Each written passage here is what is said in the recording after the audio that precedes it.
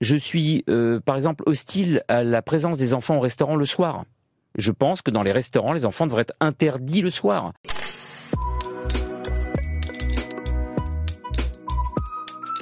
Bienvenue sur Papatriarcat. Je suis Cédric Rostin, votre hôte, et je suis ravi de vous accueillir dans ce podcast pour parler ensemble de parentalité, d'éducation, de promotion des droits de l'enfant tout en s'affranchissant du modèle patriarcal. Nous visons une société plus juste, pour toutes et tous, au travers du partage de spécialistes et aussi des vécus de nombreux parents qui cheminent. Je vous invite à nous écouter, à essayer de construire des ponts au lieu de dresser des murs, car ce n'est pas parce que nous voulons aller au même endroit que nous devons forcément prendre le même chemin, pour nous et surtout pour nos enfants.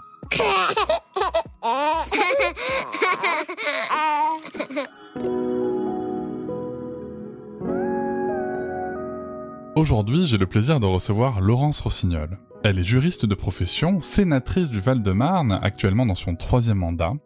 Entre 2014 et 2017, elle a été ministre gérant successivement les portefeuilles des personnes âgées, des familles, de l'enfance, puis ceux de la famille, de l'enfance et des droits des femmes. Elle a également occupé les postes de vice-présidente de région et de conseillère municipale. Laurence Rossignol, elle est aussi mère et grand-mère. Vous avez entendu Yann Moix au début de l'épisode qui fait partie des personnes dans notre pays qui militent dans les médias pour l'exclusion des enfants des espaces accueillants de public. Alors mon invitée, elle a élaboré cette année une proposition de loi visant justement à interdire les lieux dits No Kids. Nous y reviendrons et vous verrez que de belles idées législatives, elle en a d'autres.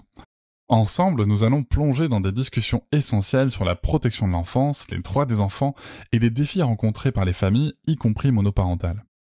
Laurence Rossignol soulignera l'importance d'une mise en œuvre correcte des lois sur la protection de l'enfance, tout en critiquant l'absence d'un ou d'une ministre de l'enfance depuis 2017, qui a conduit à une crise majeure actuelle. Vous découvrirez son combat pour l'interdiction des punitions corporelles et ou psychologiques et les prises de parole visant à les banaliser. Vous découvrirez aussi certaines de ses propositions pour aider les familles, comme débuter les allocations familiales dès le premier enfant ou créer un statut pour les familles monoparentales. Nous aborderons aussi des questions délicates et actuelles comme l'exposition précoce des enfants à la pornographie et les défis des réseaux sociaux. D'autre part, nous discuterons de l'implication des parents dans le système scolaire, des pressions sociétales sur les enfants pour réussir et la nécessité de soutenir aussi les professions autour de l'enfance, comme par exemple les assistantes maternelles. Laurence nous parlera de son engagement pour un droit à l'enfance et critiquera la perception stigmatisante des enfants en général, des parents et des familles dans toute leur diversité. Préparez-vous pour un épisode riche en réflexions et en débats passionnants sur des thèmes primordiaux pour notre société et notre futur collectif. N'hésitez pas à vous abonner au podcast, à laisser une note avec un max d'étoiles et commenter partout où c'est possible, comme sur Apple Podcast et Spotify, là-bas je peux même vous répondre. On se retrouve aussi sur les réseaux sociaux comme Instagram, Facebook, TikTok et LinkedIn. Vous pouvez aussi réagir en laissant un audio sur l'outil SpeakPipe, même depuis votre téléphone, le lien est en description. Allez, on y va tout de suite avec ma première question. Laurence Rossignol, pouvez-vous nous expliquer ce qui vous a motivé à déposer cette proposition de loi visant à interdire les lieux dits No Kids et pourquoi est-ce qu'il est essentiel selon vous d'agir maintenant contre ce type de pratique ? Je vous souhaite une bonne écoute. Il faut dire qu'on fait un travail avec les journalistes qui est quand même assez coordonné, sans l'être de manière organisée. Mais les journalistes cherchent des sujets, trouvent des sujets d'enquête et ils nous alertent comme ça. Et effectivement, j'ai vu monter ce nouveau marketing, parce qu'en fait, c'est d'abord une affaire de marketing, d'abord une affaire de business, d'argent, sur la promotion de lieux no kids, en particulier des hôtels-restaurants ou des terrains de camping, je crois aussi. Pour le moment, ces lieux sont plutôt concentrés en Espagne. Il n'y a pas énormément en France, mais enfin, la clientèle n'est pas espagnole. La clientèle vient d'Europe du Nord et de France un peu également. Ça m'a quand même un peu alertée parce que je me dis, c'est quoi une société dans laquelle on va chercher à éviter la cohabitation avec les enfants? En quoi les enfants posent un problème de perturbation de l'environnement, de nuisance? Est-ce que les enfants sont une nuisance? Ça a évoqué aussi quelque chose parce que je me suis aperçue à la fois sur les réseaux sociaux mais aussi parfois dans les TGV, dans les trains, qu'il y a une espèce d'intolérance, d'agacement sur des gens qui disent « Ah, quelle horreur, j'étais dans telle voiture. Attention, ne prenez pas la voiture 12 du train pour tel endroit parce qu'elle est pleine d'enfants. » Enfin, c'est pas des punaises de lit, les enfants, quoi. Les gens informent du fait qu'il y a des enfants dans une voiture comme s'il y avait un danger. Et je vois les parents dans les trains qui sont souvent très mobilisés à faire des allers-retours, à essayer d'empêcher que leurs enfants fassent du bruit, s'agitent. Or, un petit enfant de 2 ans, forcément, il va bouger sur un voyage. Et je trouve que quand même, il y a une espèce d'intolérance. Cette intolérance-là, elle dit à la fois de l'intolérance globale de notre société par rapport aux autres. Voilà, les enfants, ce n'est qu'un des symptômes de cette intolérance. Elle peut aussi concerner les étrangers, moins souvent les animaux, j'ai remarqué. Aussi, je trouve que c'est une pression sur les comportements des enfants. En fait, il y a autre chose que j'ai observé, c'est que on attend des enfants qui se comportent vraiment comme des mini-adultes. Enfin, même mieux que des mini-adultes. Il y a beaucoup d'adultes qui se comportent beaucoup plus mal que ce qu'on attend des enfants. On leur tolère pas le fait qu'ils sont enfants. Et donc, c'est pression sur les mères, pression sur les pères aussi quand ils sont là ou quand ils sont pas le nez dans leur téléphone portable, dans leur ordinateur, dans le train, et qui sont actifs. Oui, je vois aussi, je regarde. Je regarde, je vois quand même qu'il y a des papas très, très actifs pour promener les enfants, les faire bouger, etc. Mais je vois quand même souvent les mères qui s'occupent des enfants dans les trains.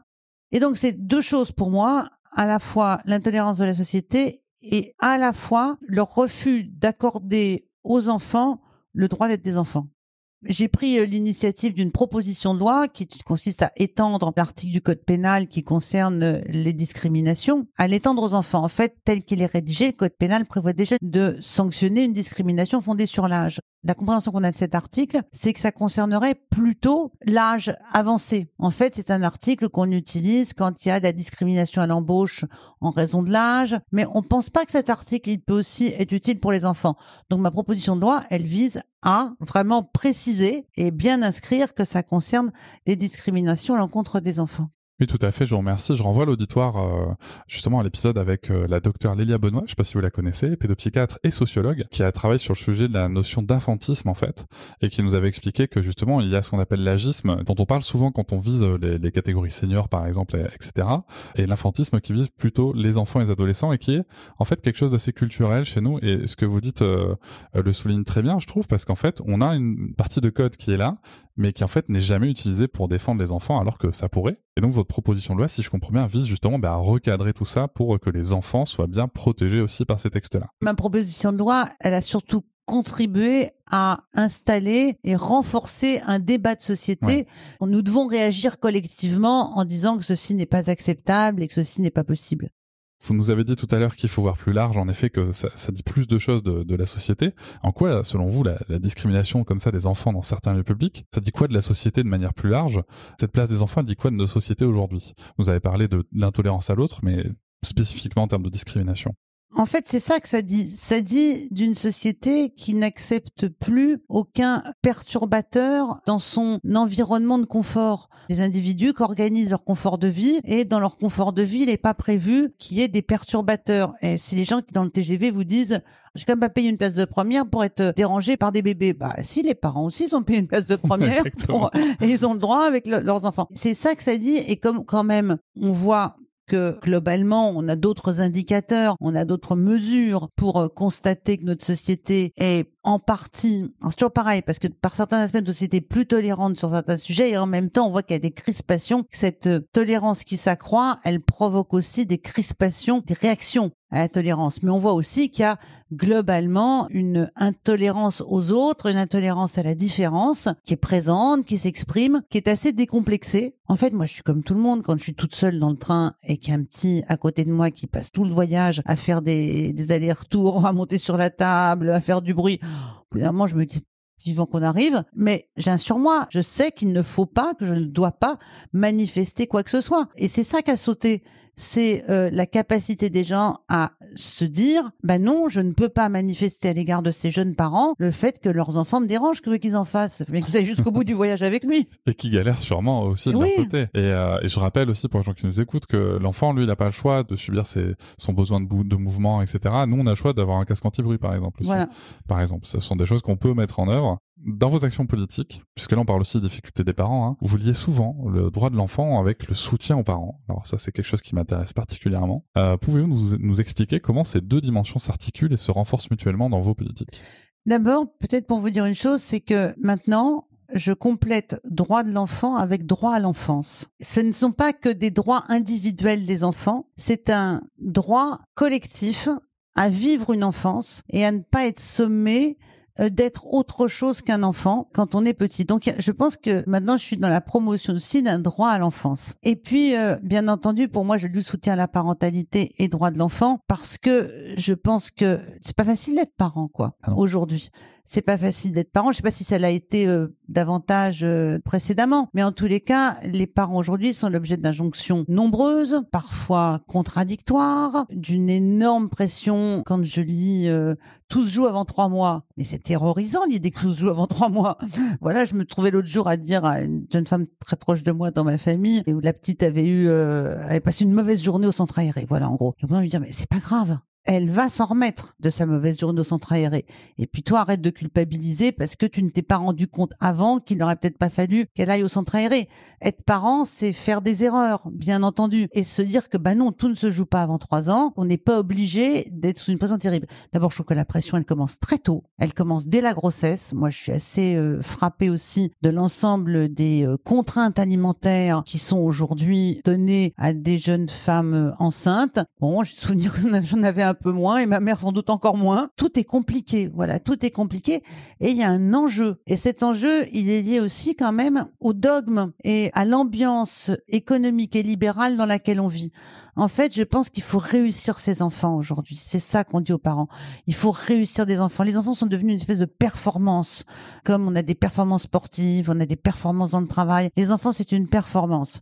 Je pense qu'il faut aider les parents à d'abord avoir confiance en eux, en tant que parent, pas être tout le temps pris sous ces consignes diverses. Avoir confiance en eux en tant que parents, c'est les aider aussi à savoir et admettre qu'un enfant est un enfant, déjà, à ne pas être toujours tenus de que leurs enfants se fassent le moins de bruit possible, perturbent le moins le monde. Et puis, c'est aussi non pas leur donner des consignes supplémentaires, mais leur donner des outils de compréhension de ce que sont les enfants, de comment ça marche. Et surtout leur dire, les enfants, par exemple, c'est pas des clones.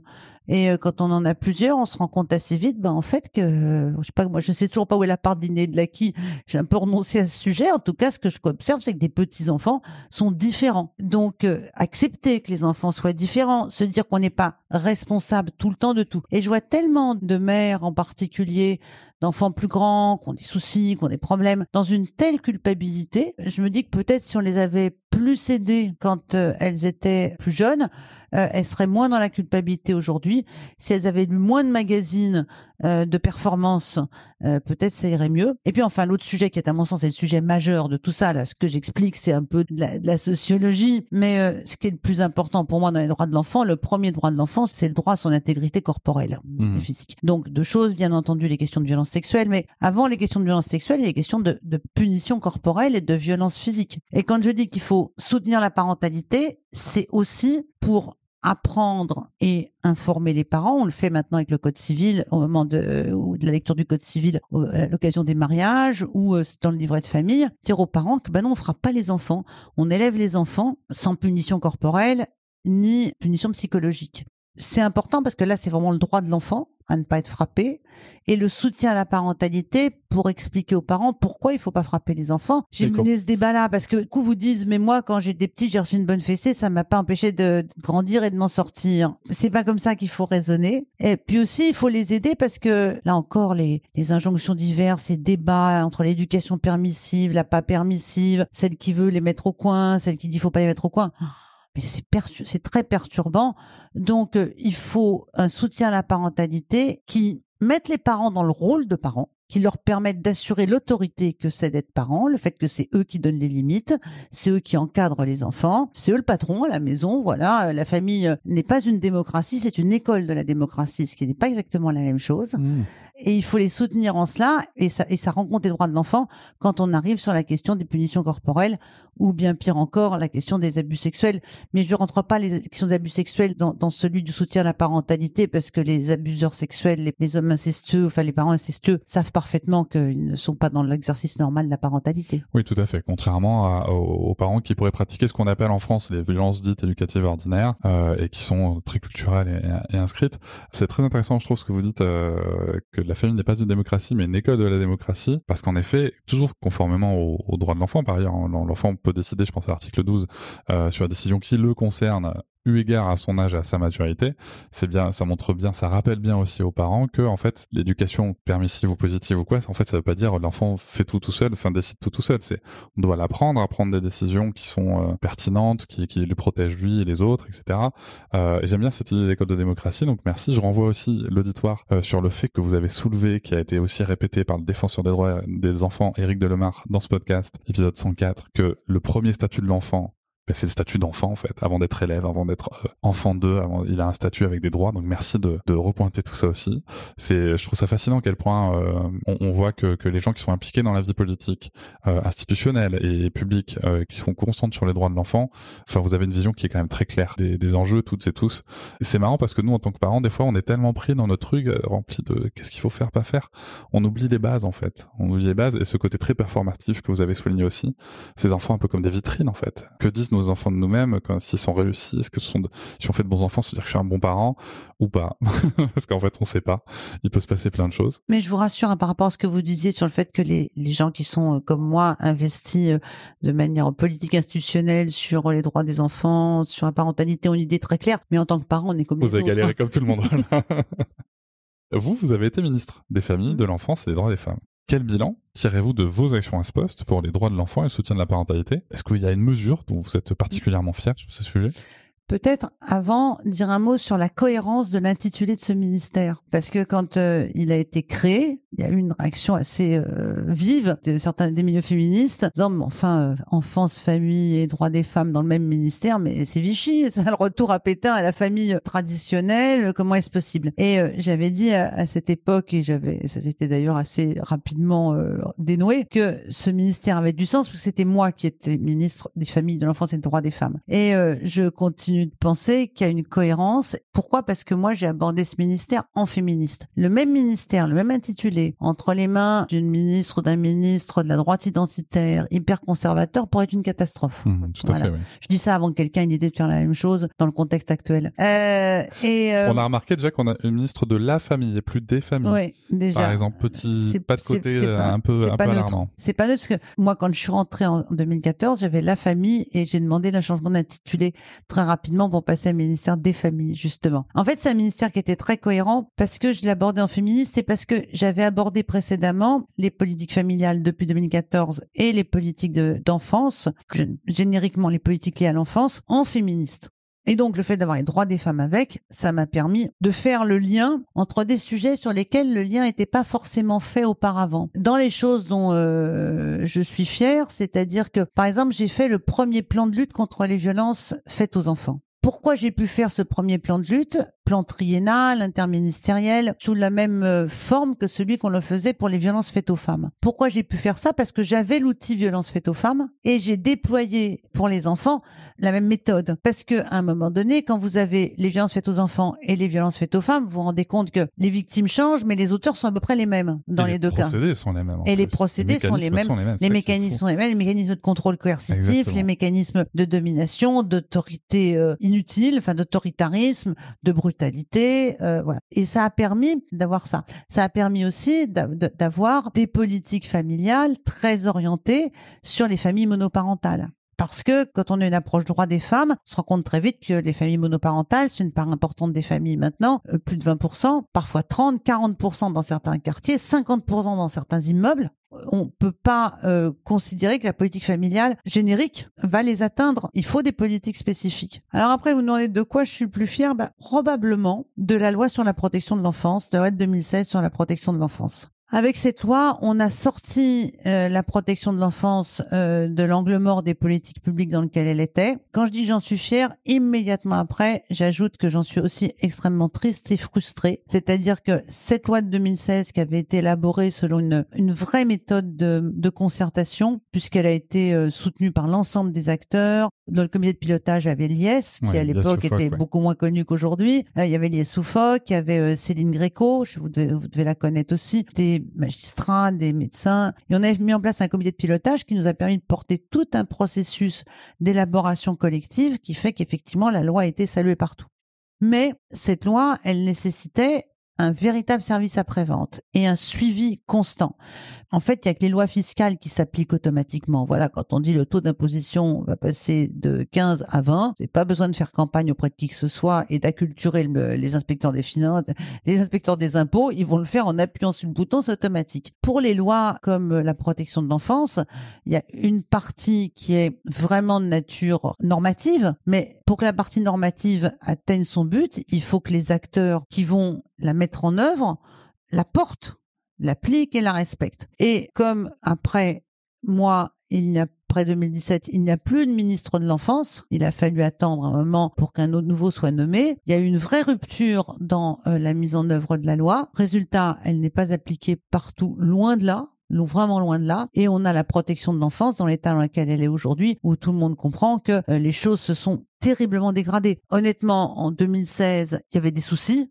Mais là, on est passé au-delà des soucis. Là, on disait la protection de l'enfance est quand même pas loin du gouffre. Là, elle est dans le gouffre.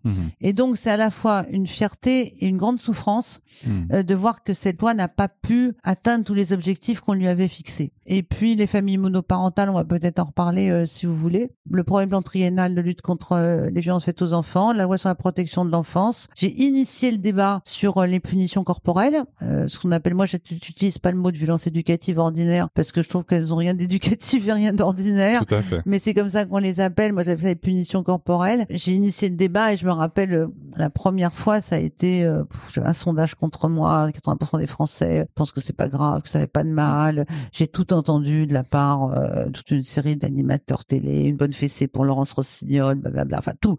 Ils ont tout fait là-dessus. En fait, le fait d'avoir initié le débat, ça a permis aux choses de mûrir et ça a fini par être adopté 3 ou 4 ans plus tard. Et c'est une bonne chose. Mais j'ai vu quand même à plusieurs reprises un préfet, d'une part, et puis parfois... le préfet de l'Hérault. Le préfet de l'Hérault, absolument. Tout à fait. Je sais qu'en 2019, le Parlement a interdit la fessée. Mais très franchement, de vous à moi, la méthode c'est quoi? C'est 2 claques et au lit. Et puis parfois des animateurs, des propos qui tiennent de ci de là, dire il y a qu'à leur coller une bonne claque, une bonne fessée, ça n'a jamais fait de mal, bon ça recommence. Mais sauf que c'est dit de la part de personnes ayant autorité, quand c'est d'un préfet ou de personnes ayant de l'influence parce qu'il y a un vaste public quand il s'agit de plateau télé. Et j'ai une autre proposition de loi, j'en ai plein sous le coude, j'ai plus de propositions de loi qu'il y a d'opportunités de les faire adopter malheureusement. Et j'en ai une autre sur le coude pour sanctionner l'apologie des violences faites aux enfants. Voilà, maintenant je pense que il y a des choses qu'on ne dit plus, il y a des lois qui sanctionnent l'apologie du racisme, du terrorisme, de l'antisémitisme, de tout ça. Je pense qu'on est arrivé au moment où il faut sanctionner l'apologie des violences faites aux enfants. Mais il me tarde de voir cette proposition de loi arriver. Elle est prête. Parfait. Elle est prête. Mais des propositions de loi, j'en ai plus qu'on a d'opportunités de les faire voter. Et oui, parce que un mot pour peut-être comprendre, on fonctionne avec du temps gouvernemental et du temps parlementaire. Le temps gouvernemental est beaucoup plus important que le temps parlementaire. Et dans le temps parlementaire, c'est réparti à la proportionnelle des groupes. Donc on a ce qu'on appelle des niches parlementaires, mais on a 4 heures. Voilà, donc je suis pas seule sénatrice socialiste, j'ai une soixantaine de collègues qui aussi ont des idées. Je suis pas la seule à avoir des idées non plus dans mon groupe. Donc c'est pas facile de les faire adopter. Et en fait, ce qui peut être bien, c'est quand on a des bons rapports avec un gouvernement, même quand on est dans l'opposition avec un ministre, on peut les faire reprendre en charge par les ministres, on peut les passer par amendement. Mais comme là, on voit pas trop ce qui va se passer en termes d'activité législative. Mais je les ai toutes sous le coude pour essayer de les découper et de les glisser en amendement dès qu'il y a un véhicule législatif, comme on dit dans le jargon, qui passe. Oui, puis c'est bien d'en parler parce que du coup, ça permet déjà ce que l'auditoire entend, à ce que moi j'en parle à des associations, par exemple, et puis peut-être qu'on mette une petite pression du côté de la vie civile sur le fait qu'on aimerait bien avoir, en effet, ne pas avoir le préfet de l'Hérault, pour reprendre ses propos, qui dit la méthode c'est de claquer au lit. Voilà, ce qui est quand même assez scandaleux. Surtout qu'il a oublié les dents. Surtout qu'il a oublié les dents. C'est peut-être pas lui qui les couche, justement, les enfants. Bon, bref. Mais oui, on a ça. Donc, vous nous avez parlé de ce projet de réforme, de ce projet de loi que vous aimeriez voir. Est-ce que vous avez un autre projet de réforme que vous aimeriez voir mis en place à l'avenir pour renforcer la protection des droits des enfants et améliorer aussi le soutien aux familles en France? Oui, bien entendu. Mes projets de réforme supposent un peu de marge de manœuvre budgétaire. Donc, je suis un peu raisonnable. Je pense qu'on devrait passer aux allocations familiales dès le premier enfant. D'autant que depuis 2015, je l'assume, les allocations familiales sont plafonnées. C'est-à-dire que Au-dessus d'un certain niveau de ressources, elles sont dégressives. Donc, il y a peu de risques qu'il y ait des effets d'aubaine pour des familles qui n'en ont pas besoin. Je pense qu'il serait bien de passer une allocation familiale au premier enfant. Je pense qu'il faut un statut pour les familles monoparentales. Et puis pour le reste, j'ai envie de dire qu'on n'a pas tant besoin de lois aujourd'hui qu'on a besoin d'un État qui fonctionne. Moi, je suis surtout frappée des dysfonctionnements parce que quand on regarde ce qui se passe dans la protection de l'enfance, la loi n'autorise pas à placer des enfants dans des familles d'accueil de gens qui sont pas agréés, qui n'ont pas la qualité pour le faire. Donc c'est pas la loi qui est en cause là, c'est les dysfonctionnements de l'État ou des collectivités locales, d'un terme générique pour de la puissance publique. C'est de ça dont on a besoin aujourd'hui. On a besoin de moyens de justice. Quand je vois que dans certains départements, des enfants victimes de maltraitances diverses chez eux, qui font l'objet d'une ordonnance de placement du juge pour enfants, sont toujours dans la famille 4 ou 5 ou 6 mois après, parce qu'il n'y a pas de place en foyer, parce qu'il n'y a pas en pouponnière ou en foyer, parce qu'il n'y a pas de famille d'accueil disponible, parce qu'il n'y a pas les moyens. Là, je pense l'État est gravement complice des maltraitances qui sont infligées à ces enfants. Je pense qu'on a un énorme problème avec l'école. Mais énorme, voilà, quelque chose qui va pas du tout. Alors c'est pas mes sujets de compétences, mais on aurait besoin d'une vraie révolution à l'école. Pourquoi j'en parle par rapport à l'enfance, aux droits de l'enfant? Parce que l'école génère de la souffrance. Le défenseur des enfants a repris, pointe souvent d'ailleurs dans ses rapports l'école publique en France, le système scolaire en France sur différents points, que ce soit justement le respect des droits, les violences, le droit à l'intimité aussi par rapport aux toilettes. Enfin, il y a beaucoup de choses qui se passent. Non, mais il y a le droit au savoir quand même. Moi, je suis en la matière, je suis un peu archéo.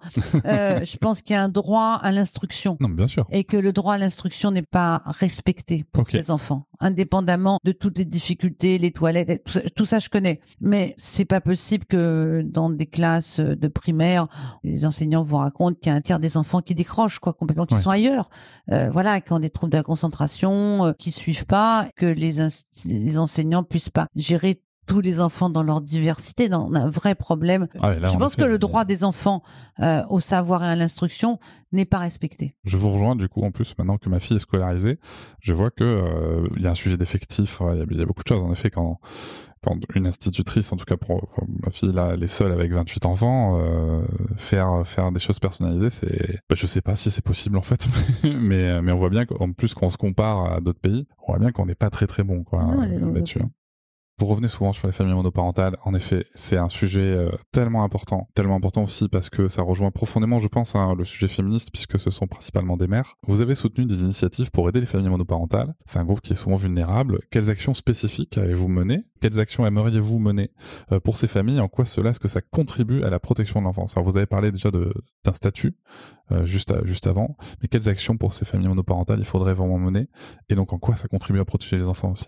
Moi, ce qu'on a fait quand j'étais au gouvernement, parce que j'avais pas de marge de manœuvre budgétaire à l'époque, on a appuyé, lancé, accompagné un réseau d'entraide entre les familles monoparentales, la mise en place d'un réseau d'entraide des familles monoparentales, partant du principe que les familles monoparentales avaient des besoins similaires, mais qu'elles se connaissent pas. En fait, la solidarité, elle peut pas venir que des institutions. Elle peut pas venir que de l'État, le département, la commune ou la CAF. On est chacun d'entre nous dépositaire aussi d'une participation à la solidarité collective. Je ne crois pas qu'une société fonctionne uniquement avec les prestations, fussent-elles des prestations dites de solidarité. Il manque la dimension collective humaine. Donc, on avait aidé à la constitution de ce réseau qui a plutôt bien fonctionné. C'est un travail de fourmi, des plateformes pour mettre en lien des familles monoparentales dans des territoires pour leur permettre de se donner un coup de main. Voilà. Après, il y a des tas de choses à faire pour les familles monoparentales. Donc déjà, il y a un rapport du Sénat de mes collègues qui fait des propositions, on parle de statut. Alors qui dit statut dit carte famille monoparentale. Voilà, c'est des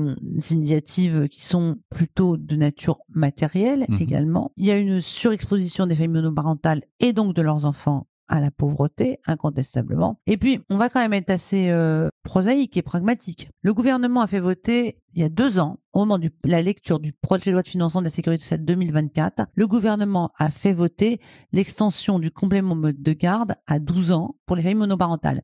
J'explique en 2 mots ce que c'est, parce que c'est un peu du langage technocratique. Le complément mode de garde, c'est une prestation qui est versée par la CAF pour aider les parents à financer la garde de leurs enfants.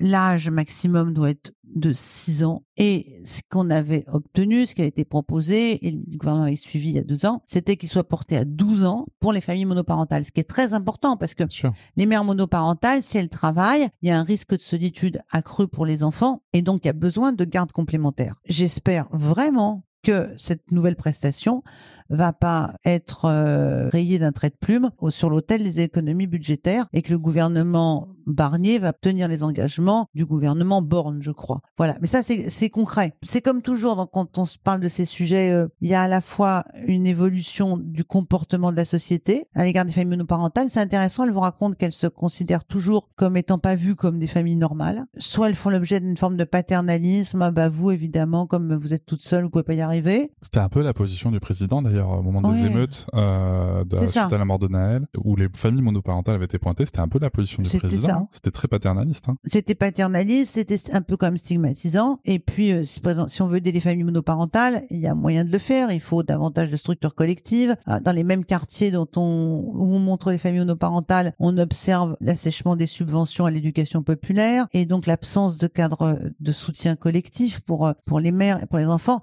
Donc, il y a la dimension collective d'évolution des mentalités à l'égard des familles monoparentales. Moi, je suis toujours très frappée. J'ai connu 1 ou 2 pères seuls avec leurs enfants. La mère avait disparu du paysage. Le volume de solidarité que ces hommes avec un enfant mobilisaient spontanément, ils n'avaient même pas besoin de demander. Il y avait toujours quelqu'un qui était là pour leur venir en aide, pour s'occuper de leur enfant, tout le temps. Alors que je voyais des filles en même temps, toutes seules avec 2 ou 3 enfants, alors que ceux-là n'en avaient qu'un, qui ne provoquait aucune solidarité spécifique, comme si être un père monoparental relevait d'une forme d'héroïsme auquel on devrait tous contribuer, pour lequel on devrait tous cotiser, alors que d'être une mère monoparentale, somme toute, c'est normal. Déjà, il y a besoin de solidarité, un besoin de respect. Toute la difficulté sur le respect et la spécificité. C'est-à-dire que voilà, il faut intégrer la spécificité, mais il faut que cette spécificité-là, elle aille avec du respect et pas avec du paternalisme, quoi. Il y a un côté aussi très infantilisant, voilà. Puisque malheureusement infantilisant dans notre langue, c'est pas un mot sympa, mais il y a un côté en effet très infantilisant vis-à-vis de ces familles. Et merci d'avoir précisé en effet à quoi ça contribue à la protection des enfants, donc éviter l'isolement, et que bien entendu aussi avoir un parent qui va bien, même quand c'est une famille monoparentale, avoir un parent qui va bien et une mère qui va bien, en l'occurrence majoritairement, ça fait aussi des enfants qui vont mieux tout simplement. Parlons un peu du développement des modes d'accueil de la petite enfance. Vous avez encouragé le développement des maisons d'assistantes maternelles, les MAM, pour répondre aux besoins des familles en zone rurale. Merci, parce que je suis en zone rurale. Comment ces structures contribuent-elles à l'intégration des enfants dans la société et au soutien des parents dans leur rôle éducatif ? Mais en fait, ce dont j'avais d'abord conscience, c'était que le coût de fonctionnement d'une crèche est pas à la portée de toutes les collectivités locales. Même en intercommunalité, en zone rurale, il est difficile de répondre à la demande et il y a des assistantes maternelles, plus nombreuses que dans d'autres zones, mais surtout qui doivent rester nombreuses parce qu'il y a aussi des enjeux démographiques sur les professions d'assistantes maternelles. Mais en fait, je vais peut-être vous surprendre, les MAM, je les ai pas soutenues tant pour les enfants et les parents que pour les assistantes maternelles. Ma première préoccupation, c'était les assistantes maternelles parce que j'avais observé, j'étais allée visiter 1 ou 2 maisons d'assistantes maternelles dans les premières et j'avais une phrase qui m'avait beaucoup frappée et j'étais pas ministre des droits des femmes à l'époque, mais enfin, j'étais déjà féministe bien entendu. Une phrase qui m'avait beaucoup frappée, une femme qui m'avait dit, vous comprenez, depuis que tous les matins je pars de chez moi pour aller travailler avec mes collègues dans la MAM, chez moi on me respecte. Et ça m'avait... oui, parce que en fait, je me suis rendu compte que les assistantes maternelles, comme elles travaillent chez elles, il n'y a pas un lieu de travail et un domicile, tout est mélangé. Leurs propres enfants et leurs familles considèrent que comme elles restent à la maison toute la journée, il n'y a pas besoin de se priver de leur demander ce qu'on a à leur demander. Elles n'étaient pas traitées et considérées par leur propre famille comme ayant un travail. Et qu'en plus, elles travaillent seules et que moi, je considère que le travail, pour qu'il soit émancipateur, faut pas simplement qu'il rapporte de l'argent pour l'autonomie financière, faut aussi qu'il soit un cadre de socialisation, qu'on ait des collègues de travail. C'est important d'avoir des collègues de travail pour que le travail soit vraiment utile dans la vie. Et les maisons d'assistantes maternelles, en fait, elles ont contribué à professionnaliser le travail des assistantes maternelles. Donc à la fois, elle répondait à un besoin territorial que le modèle crèche classique ne pouvait pas remplir pour des raisons financières. Bon, bien entendu, ça rend service aux parents. Bien entendu, pour les enfants, c'est bien parce qu'il y a plus d'enfants, donc la socialisation de l'enfant aussi est favorisée. Il y a plusieurs adultes qui s'occupent d'eux, c'est bien aussi. Et puis pour les assistantes maternelles, c'est une professionnalisation d'une profession. Mais insuffisamment ou mal reconnu comme métier à part entière. Et puis en plus pour les parents du coup aussi, j'y pense en vous écoutant, c'est que ça nous permet à nous aussi de mieux socialiser parce qu'on croise plus de parents que chez une assistante maternelle qui travaille chez elle. Donc c'est important et du coup potentiellement aussi exprimer nos difficultés et encore une fois des parents qui vont mieux, ça fait des enfants qui vont mieux. Donc ça on en veut. On a un petit peu évoqué l'école. En quoi l'accompagnement des parents dans l'éducation et la scolarité des enfants est-il selon vous un levier essentiel pour garantir les droits des enfants et leur épanouissement? Est-ce que vous avez des initiatives dans ce sens que vous aimeriez partager? Je vais pas être très performante sur la réponse à votre question parce que j'ai des vrais doutes là-dessus. Ok, c'est-à-dire? Je sais pas jusqu'à quel point l'école c'est le lieu des parents. Je sais pas jusqu'à quel point les parents doivent être chez eux à l'école. Je sais pas jusqu'à quel point les enseignants doivent être soumis en permanence au contrôle des parents, à l'évaluation par les parents. D'ici peu, ils vont les noter sur les sites internet. Il y aura 3 étoiles pour la maîtresse de petite section et une seule étoile pour la maîtresse de CP. J'ai un petit doute. En fait, on observe une dégradation des qualités de l'enseignement scolaire. On observe une dégradation des conditions de travail des enseignants. On observe une perte d'autorité, de respect à l'égard de la fonction d'enseignant. Et parallèlement, on observe beaucoup d'autres choses qui sont effectivement l'école ouverte, les parents. Et je sais pas, j'arrive pas à établir des liens de causalité, de savoir si c'est juste concomitant ou si c'est causal. Mais il y a globalement quelque chose là-dedans qui va pas. Bien entendu, l'école, on a tous en tête des histoires avec des instituteurs qui étaient avec des enfants qui étaient maltraités, des violences à l'école. Surtout ma génération, mais les générations d'aujourd'hui, c'est quand même plus rare. D'ailleurs, quand ça arrive, ça fait la une de 20 heures. Quand il y a un enseignant une maîtresse d'école qui frappe un enfant, ça fait la une du JT de 20 heures. Probablement parce que les parents savent ce qui se passe à l'école. Et que c'était pas le cas il y a 30 ans, 40 ans. Probablement parce que les parents savent ce qui se passe à l'école. Donc, c'est une bonne chose. Mais en même temps, l'éducation nationale a du mal à recruter des professeurs des écoles. Il n'y a pas suffisamment de gens qui se présentent au concours. Il y a des vrais sujets, là encore, démographiques. Et en même temps, je trouve que les instituts, non seulement il faut qu'ils gèrent des mômes pas faciles, toujours, toute la journée, et puis en fin de journée, il faut qu'ils gèrent les parents des mômes entre ceux qui veulent, pourquoi il n'y a pas assez de devoirs, est-ce qu'ils vont bien avoir appris à faire les divisions à la Noël, ou est-ce que... Ma pensée n'est pas totalement faite sur ce sujet-là. Mais est-ce que c'est pas lié aussi avec ce que vous évoquiez en début d'épisode? Avec le fait qu'il faut que l'enfant soit dans la performance. On attend de nos enfants, on projette beaucoup de choses sur eux, et est-ce que ça vient pas aussi, alors je vais oser élargir la réflexion, est-ce que ça vient pas aussi de notre société, à comment est-ce qu'elle est faite? Parce que si tu sais pas faire des divisions à Noël, tu sauras pas faire tel truc ensuite, et t'auras pas un bon métier plus tard, et t'auras une vie de merde. Oui, il y a ça. Vous voyez, c'est parce que c'est ça aussi, en fait, au final, au bout du bout, quoi. Oui, il y a ça de la part de certains parents, mais il n'y a pas que ça. Ah non, bien sûr. Il n'y a pas que ça. Il y a des parents qui investissent beaucoup moins dans la réussite scolaire de leurs enfants et qui, pour autant, sont assez maltraitants avec les enseignants Tout à fait, aussi. Oui. Je suis désolée de ma réponse qui est... Non. Je partage avec vous l'état d'une réflexion assez instable. Moi, je me permets de penser qu'il y a aussi un lien entre justement le manque de soutien à la parentalité avec des parents qui sont aussi mis sous pression, une pression qui retombe sur les enfants au final, et que du coup, il y a aussi un mélange qui se faisait beaucoup moins avant entre l'éducation et l'instruction à l'école. À titre personnel, je pense que l'instruction, moi, je m'en mêle très peu. L'instruction, des sujets d'instruction.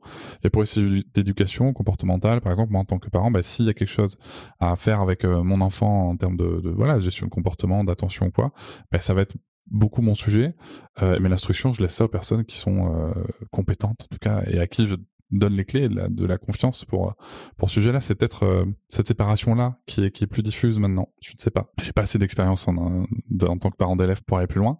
Dans le sujet de violences faites aux enfants, vous avez déjà développé, dans le cadre de votre engagement pour le droit des enfants, vous avez quand même donc beaucoup travaillé sur la prévention des violences. Vous avez d'autres projets que vous nous avez partagés. Mais si demain vous aviez une mesure phare, voilà.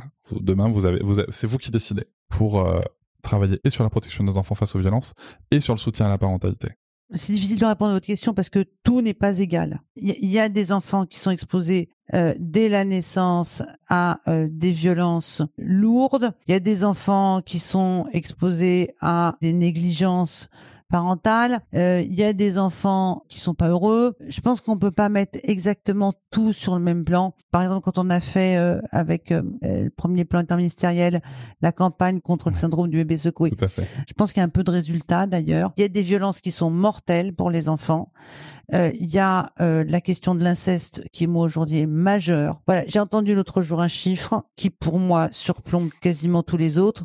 Un enfant est violé en France toutes les 3 minutes. Ce chiffre-là, pour ma part, empêche de dormir. Plus que d'autres choses que je vois, voilà. Donc, je pense que la question majeure aujourd'hui, c'est la question de l'inceste. Si vous me demandez, Oui. voilà. C'est prioritaire, en tout cas.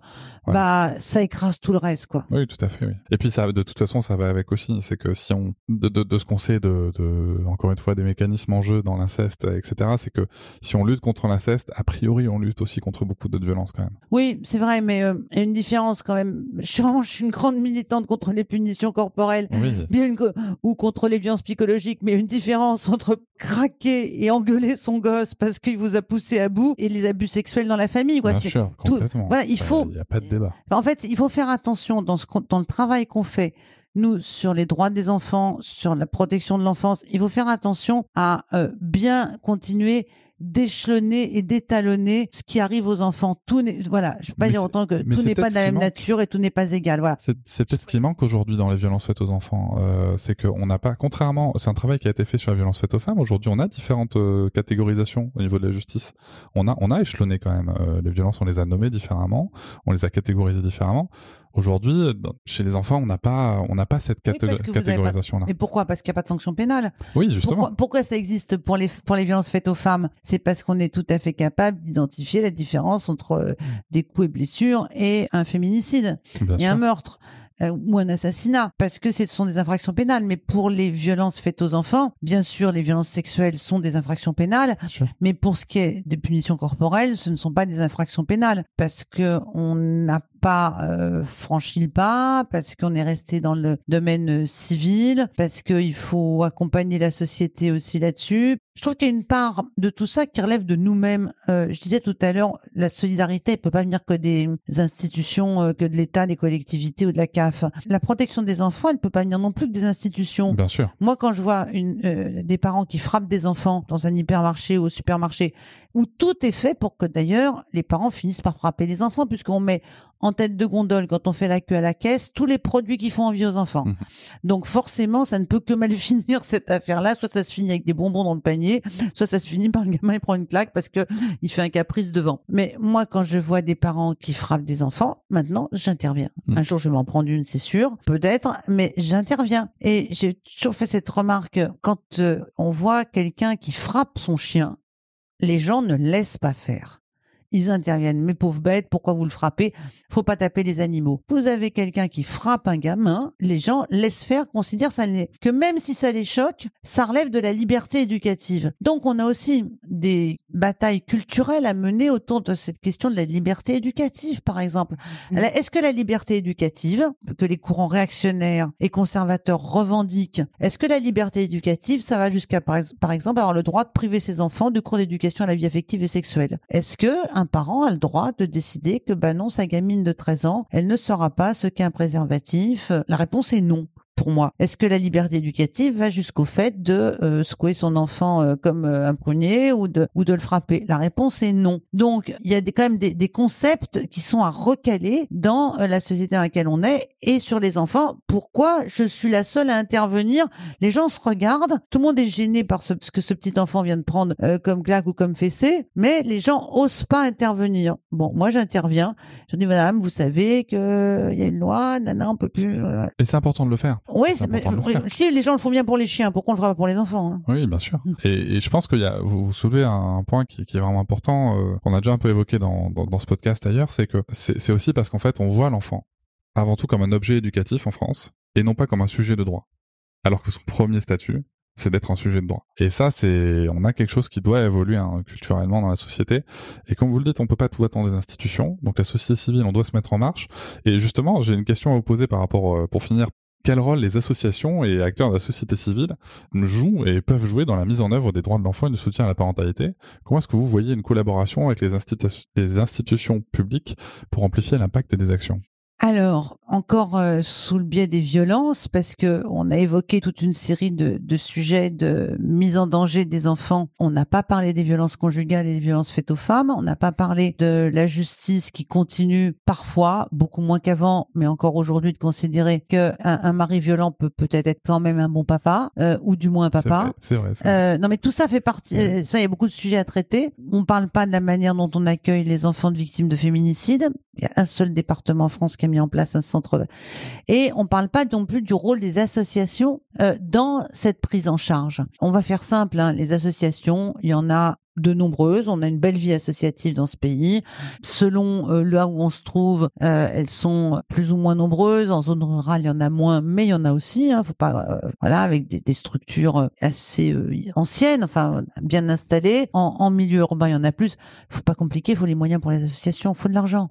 Voilà, si on veut qu'il y ait du soutien à la parentalité, si on veut que le monde associatif soit présent, si on veut que des idées associatives nouvelles naissent, parce que les associations, ça naît aussi avec l'évolution de la société. C'est des individus qui montent, c'est des projets d'individus, de groupes d'individus. Si on veut que tout ça naisse, grandisse, se transforme aussi, il faut des moyens financiers, et il faut des salariés dans ces assos, du temps pour les bénévoles, du temps de travail, du temps de congé pour les bénévoles des associations. Il faut des procédures simplifiées pour obtenir les subventions. On a le tissu associatif, on a la créativité, mais il faut éviter d'épuiser les associations dans une perpétuelle incertitude financière. Alors ça va mieux, il y a des conventions pluriannuelles, mais à chaque fois, je vois là, dans le contexte dans lequel on est, de restrictions budgétaires, on voit très clairement, les associations sont inquiètes. Bien sûr. Est-ce qu'on va pouvoir faire ce qu'on avait prévu de faire? Et toutes les associations qui luttent contre les violences intrafamiliales travaillent pour la protection des enfants. Plus question de parentalité, bien entendu, autour des questions d'Internet, etc. Puis il faut aussi un accès à la culture pour ces mêmes enfants. Voilà, la culture, le sport. Les enfants ont plusieurs vies, quoi. Voilà. Un enfant qui grandit, c'est un enfant qui a accès aux loisirs, a du temps pour lui. Et puis dernière chose, parce qu'on ne peut pas ne pas en parler, c'est comment on protège les enfants des réseaux sociaux et du porno. Parce que on parle d'enfants, moi, on est enfant jusqu'à 18 ans pour moi. Tout à fait. C'est toujours important de le préciser parce que les gens ont tendance à penser qu'on est enfant jusqu'à 12 ans environ, mais on est enfant quand on est mineur, et on est mineur jusqu'à 18 ans parce que jusqu'à 18 ans, la société vous doit protection. Un des sujets majeurs aujourd'hui, c'est celui de l'accès aux réseaux sociaux, à Internet et aux sites porno qui volent l'enfance de tous les gamins qui sont élevés par l'industrie pornographique. Rappelons pour l'auditoire que l'âge moyen d'exposition des enfants à la pornographie, c'est 9 ans. Voilà. C'est de première exposition. De première exposition, tout à fait. C'est quand même catastrophique. Merci beaucoup. C'est moi, Laurence Rossignol, pour cet échange. Je vous remercie de m'avoir écouté. Je vous invite à vous abonner au podcast sur votre plateforme préférée et à me retrouver sur Instagram, TikTok, Facebook et sur le blog papatriarcat.fr. À bientôt.